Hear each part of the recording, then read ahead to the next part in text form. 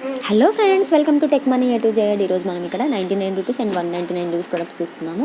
అయితే ఇక్కడ కొన్ని సెట్ ఆఫ్ ఐటమ్స్ కూడా ఉన్నాయండి. పిల్లలు ఆడుకునే గేమ్స్ అయినా కానీ, లేదా కిచెన్ ఐటమ్స్ అయినా కానీ, ప్లేయింగ్ ఐటమ్స్, అలాగే గార్మెంట్స్, ఇంకా చాలా రకాల ఐటమ్స్ ఉన్నాయి.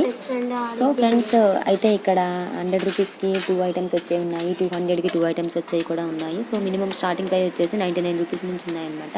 199 రూపీస్ షాప్లోనే 100 రూపీస్ కూడా ఉన్నాయి. టబ్స్ ఇంకా చాలా ఉన్నాయన్నమాట. మీరు ఒకసారి వీడియోలో ఎండింగ్ వరకు చూస్తే మీకు అర్థమవుతుంది.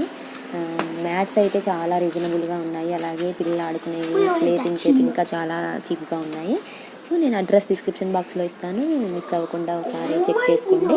అలాగే ఫ్రెండ్స్, ఇది వచ్చేసి మానస చిన్న బజార్, దిల్షుక్నగర్లో ఉంది. ఇంకా మీకు ఎలాంటి వీడియోలు కావాలో నాకు కమెంట్ సెక్షన్లో కమెంట్ చేయండి. ఒకసారి లైక్ చేయండి, కొత్త వాళ్ళకి సబ్స్క్రైబ్ చేసుకోండి. ఫ్రెండ్స్, మ్యూజిక్ వింటూ ఎండింగ్ వరకు ఎంజాయ్ చేయండి.